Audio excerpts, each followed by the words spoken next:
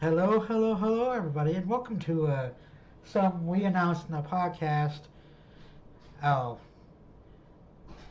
the podcast before the one we just released. Welcome to the general sports talk. Because surprise, surprise, me and Nathan are fans of more than just one sport. We're fans of more than just football. So this is where other videos um, will land. I know I haven't heard that it kind of fits this. That will end up in a playlist with these kind of videos. But anyway, so welcome to a little bit of a video. A video I've wanted to do for a long time. This will lead into another video that I'm gonna make. Nathan, say hi. Hi. Okay, Nathan said hi. But anyway, this will lead into another video I want to make that you guys will see at some point, maybe later on, you know, this week or whenever I record it. But I'm going to talk about retiring numbers in sports, So across all the leagues, whether it's, baseball, football, Major League Soccer here in the U.S., but across every league, there's a practice, at least here in America. I don't know if. I think they do in other countries. Yeah, they. I know that some do in other countries as well.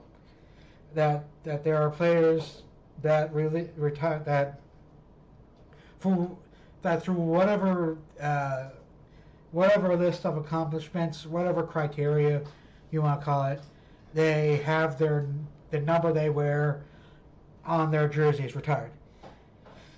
This is exclusive to leagues like baseball and football, where there's actually one person that wears a number, not like track and field sports where it's just kind of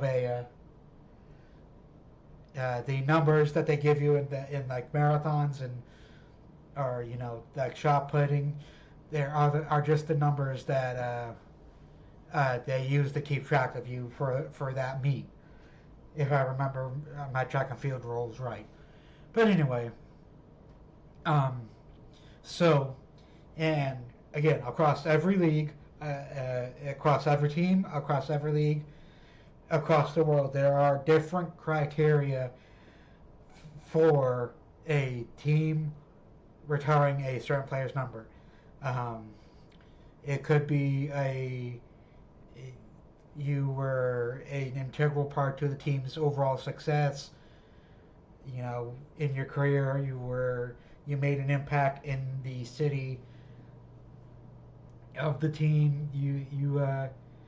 Uh, you you played in, or you were quite popular. You were popular enough with the fans.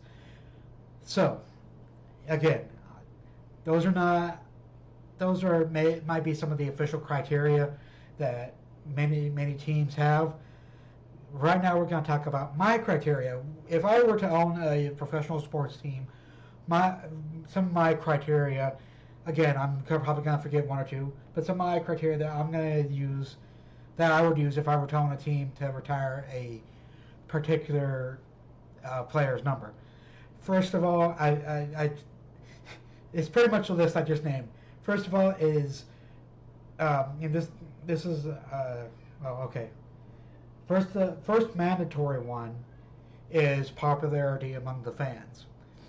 Like if you were if you were a player that that most people except like real diehard fans don't know about, you're not gonna. I'm sorry, you're not gonna make the cut. That's the first like mandatory.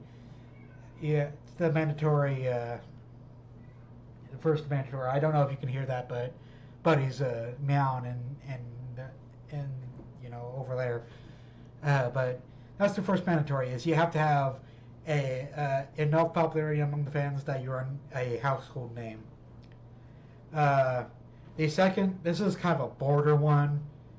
Um, it's It's not necessary, but you know, for me, it's not necessary, but it would help your case.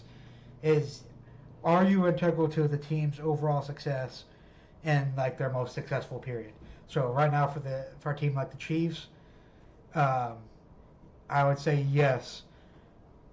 Players like Patrick Mahomes and Travis Kelsey, Patrick Mahomes, Travis Kelsey, and Chris Jones. I think it's safe to say, or it would be a safe bet. You know, if you're not that I encourage gambling, but it would be a safe bet to say that those three players at least would have the numbers retired by the end of their careers because this is one of the most successful periods the Chiefs have had in a very long time. And um, a number three, oh, I forget. We're forgetting a lot of things lately. Number three, um, let's see, household name, important role in a team success. And I think the third one is you have a good relationship with the ownership or the owner or the ownership group that you know you have in your team. Your team has. If you have a good relationship with, so the Packers, Nathan's team, the Packers are owned by the fans largely. Um, so it's a publicly owned team. So does a certain player? I'm going to pick Jordan Love. I don't know if Jordan Love's number is going to get retired. I'm not going to predict that. I'm not going to comment on that. But let's say Jordan Love retires, and if there's a debate on whether or not his jersey number should be retired. Well, a huge part of that is the ownership group. Did he have a good relationship with the representative of the ownership group? You know, basically the voice that says, "Hey, I am representing the Packers ownership group. I am the voice that's here in the office every day. I am the voice that when the president, the GM, and the coach cannot come to a decision, they come to me and I make the final decision." Do you have a good relationship with them? And that goes for coaching staff and you know the the front office as well. Again, I mentioned I mentioned football, but if okay, Salvador Perez, the Royals catcher for most of his career. I think Salvador Perez has a good enough relationship with the owners, with the with the Royals front office, and with the Royals that coaching staff.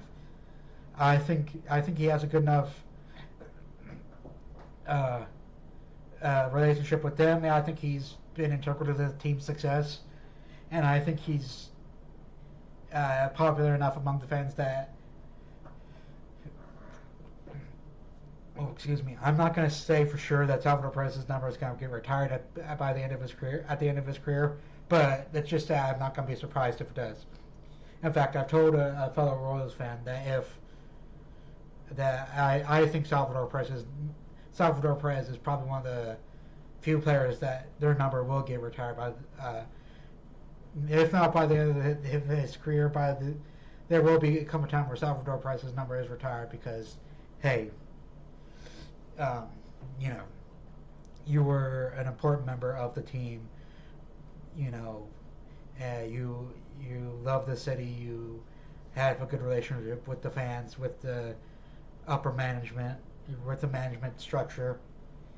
So, all right, there you go. That would be my criteria or some of my criteria for retiring. If I were to retire a player's jersey, if I were in that position. I will see you guys later. If you like this video, like, comment, subscribe. We're about 20. I said this in the podcast we recorded earlier, but we're about 27 subscribers away from reaching 100. If you guys would be willing to subscribe and you know do all that stuff. Have a good day.